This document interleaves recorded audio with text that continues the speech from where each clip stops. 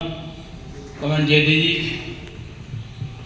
सम्मेलन में उपस्थित सभी क्रांतिकारी भाइयों बहनों और साथियों, सभी को लाल सलाम। एक्ट 2 का यह सम्मेलन ऐसे दौर में हो रहा है जब मजदूर वर्ग के ऊपर चौतरफा हमले हैं। केंद्र की मोदी सरकार 4 श्रम संहिताओं के जरिए मजदूरों को दोबारा से गुलाम बनाने की तैयारी कर रही है। 1 अप्रैल से इन श्रम संहिताओं को लागू करने की घोषणा सरकार द्वारा की जा चुकी है, जिसके विरोध में अभी आप तमाम साथियों ने पिछले महीने एक बड़ी हड़ताल की है और कामयाब हड़ताल की है, जिसमें सरकार कहती है कि कम से कम 30 करोड़ लोग उस हड़ताल में शामिल हुए। लेकिन इसके बावजूद भी इतने ज़बरदस्त विरोध को सरकार सुनने को तैयार नहीं है, फिर उनके साथ विचार विमर्श करने को तैयार नहीं है। इन श्रम संहिताओं के जरिए परमानेंसी बिल्कुल पूरी तरह से ख़त्म हो जाएगी। मालिकों को, मजदूरों को खून चूसने का पूरा लाइसेंस मिल जाएगा, क्योंकि लंबा हो जाएगा अगर हम तमाम कानूनों के बीच में आपके रखें कि क्या क्या उनसे हमारे सामने दिक्कतें आएंगी।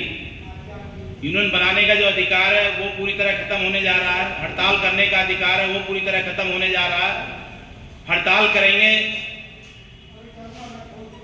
तो दंड और सजा तक के प्रावधान मजदूरों के लिए तो किए गए हैं, लेकिन वर्तमान कानूनों में मालिकों को श्रम कानूनों के उल्लंघन के लिए जितने जो प्रावधान थे उन सबको तो खत्म कर दिया। किसी में सजा का प्रावधान अब नहीं छोड़ा गया है, लेकिन मजदूरों के लिए सजा और जो है दंड के दोनों के प्रावधान इन कानूनों में किए गए हैं। हड़ताल करने के लिए आपको जो है 60 दिन पहले जो है, अभी 15 दिन पहले आप नोटिस देते हैं, अभी 60 दिन पहले देना होगा। 60 दिन के अंदर मालिक क्या क्या कर्म करेगा ये आप अंदाजा लगा लीजिए। हड़ताल की स्थिति क्या रह जाएगी 60 दिन बाद। और खुदा ने खास्ता हम अपनी एकता को बनाए रखे और अडिग भी रहे तो लेबर डिपार्टमेंट से वो अनुरोध करेगा, लेबर डिपार्टमेंट आपकी एक IR की डेट लगा देगा और कहेंगे अब कैंसलेशन वार्ता जारी हो गई, अब आप हड़ताल नहीं कर सकते, और अगर करोगे तो आपके खिलाफ दंडात्मक कार्रवाई और सजा और मुकदमे सब कुछ हो सकता है। तो ये परिस्थितियां हमारे सामने हैं। वेतन क्या है? आप उत्तर प्रदेश में बैठे हैं, यहाँ दिल्ली की जड़ में बैठे हुए हैं। 11,000 रुपये मात्र न्यूनतम वेतन है। इस 11,000 रुपये में कैसे मजदूर इस हाईटेक सिटी में जिंदा है, ये हमारे प्रदेश की सरकार, योगी सरकार की समझ में नहीं आ रहा। 2014 से वेज रिवीजन नहीं हुआ, तो वो तो करने को तैयार नहीं है। ये मजदूरों का न्यूनतम वेतन बढ़ाने को तैयार नहीं है। दिल्ली के अंदर जो 19,000 से ऊपर न्यूनतम वेतन हो गया, केरल के अंदर न्यूनतम वेतन 26,000 रुपये है, लेकिन यहाँ उत्तर प्रदेश के अंदर जो 11,000 रुपये मिलेगा। दिल्ली जो पार करो, नोएडा में घुसो तो 11,000 रुपये, और वो 11,000 भी नहीं मिल रहा है।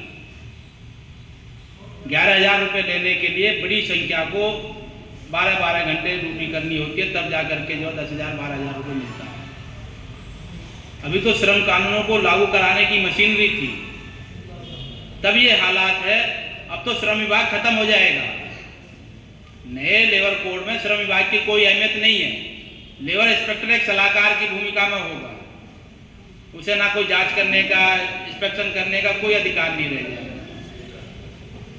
फैसिलिटेटर की भूमिका निभाएगा, और जब उसको कोई अधिकार ही नहीं होगा दंडात्मक कार्रवाई करने का, तो मालिक लोग उसकी सलाह क्यों सुनेंगे? भाई आज तो कानून है, उनके हाथ में डंडा, तब नहीं सुन रहे।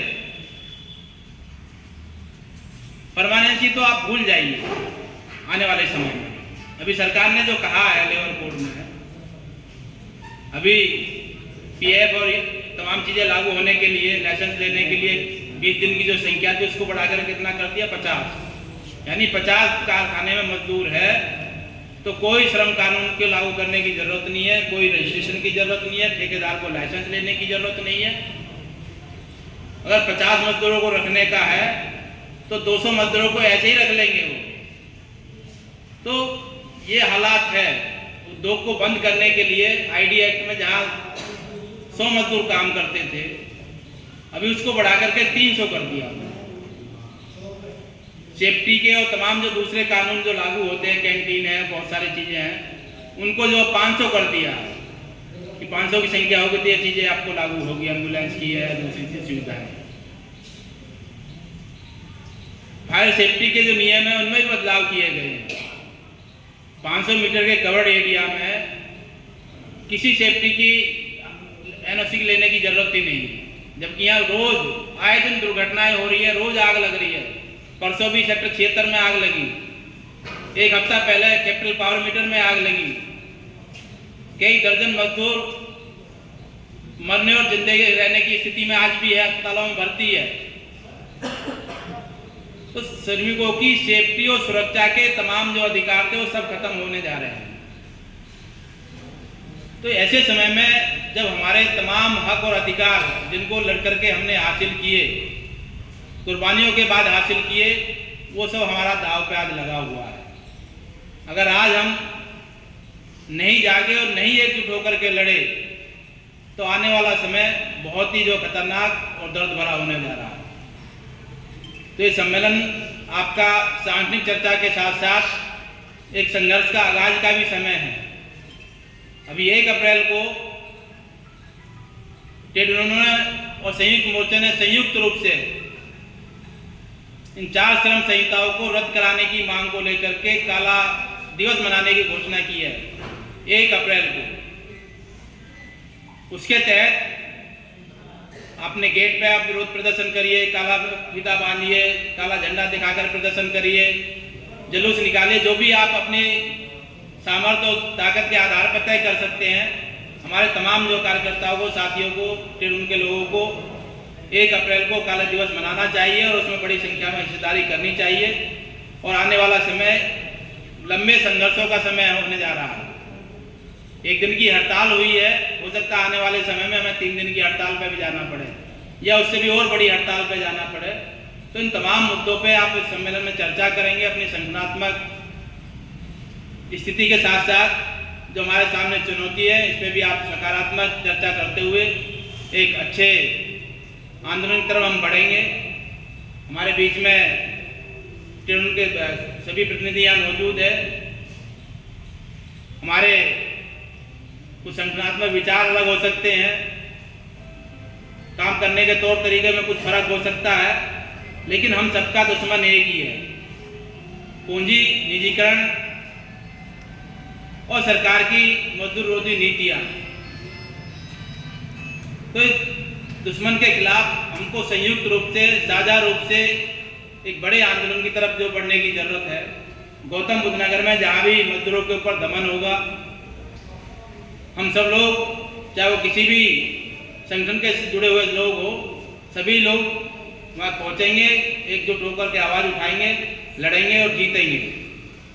तो आप तमाम साथियों को centre of Indian trade union C2 की तरफ से आपके सम्मेलन की सफलता की कामना करते हुए, सफल सम्मेलन का आयोजन करने के लिए आपको क्रांतिकारी बहुत बहुत बधाई, शुभकामनाएं।